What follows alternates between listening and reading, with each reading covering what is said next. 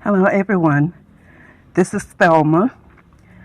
The episode I'm recording today is the impact on children in toxic families. When children are reared in a toxic family atmosphere, they tend to have many difficulties as they grow into teens and adults. It's not to say that others don't have problems in their families, but toxic is a different level. Staying in a toxic relationship for the kids does not help them. It inflicts more dysfunction and teach them that abuse, neglect, and anger is a normal life. As a child, you start to see them beginning to show signs of being a bully or being bully or being bullied. You will notice that they isolate themselves to avoid the things going on in the home. A lot of times they are sad and angry, thinking they are the cause of what's going on. As teens, you may see them start to have physical symptoms like doing things to harm themselves, like cutting themselves, drinking, being sexually active, lacking respect for authority figures, lacking emotions or compassion for themselves or other people, being aggressive or passive, and letting others dictate their life or what it should look like. It becomes hard for them to deal with their emotions because it was stifled by the parents.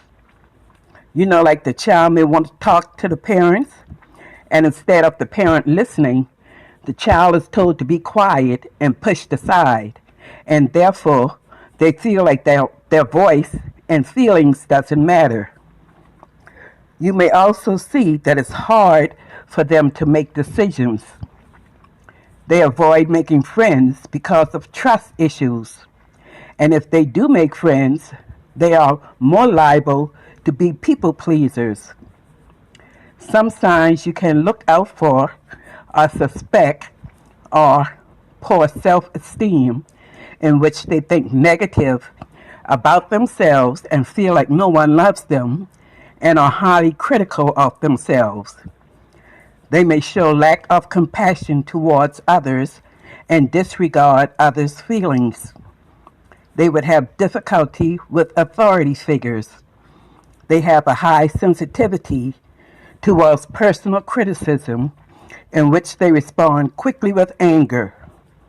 They have a constant need for validation from others, a need to seek attention and praise from others. Usually, they will end up with someone that has similar toxic relationship issues that they saw growing up in their home as well, and that is considered trauma bonding. Lack of being responsible to handle their problems, which in turn leave them with feeling helpless and hopeless. Fear of being abandoned or rejected, which leads to them being in codependent relationships with someone who also came from a similar toxic environment and staying in it so they won't be alone. Last but not least, they will have a lack of trust and a hard time setting boundaries and ignoring boundaries that others have. When children grow up in toxic spaces and have been abused by people who are supposed to love, care, and teach them, it will be a long process for them to try and understand why this toxicity took place without professional help. They need someone who understands what they had experienced and how they can go about healing their hurt and pain to achieve a new mindset so that they become a better person as an adult. Everyone can change to make their life something different, and it would be easy. And it won't be easy. It will be a long road to healing. But just because you grew up one way that was devastating to your mind and body doesn't mean you have to continue the cycle. We have a choice to have a beautiful, happy, and peaceful life. So no, staying in a toxic relationship does not help children grow into a healthy adult. Let what happened to you make a better person out of you so the next generation doesn't have to deal with what you experienced. As you learn and heal and find ways to correct your mindset, you will be able to teach someone else so you can help change their life as well as your pattern of toxic cycles and have a new mindset. Thank you for listening, and please share and subscribe to my podcast. Until next time, bye.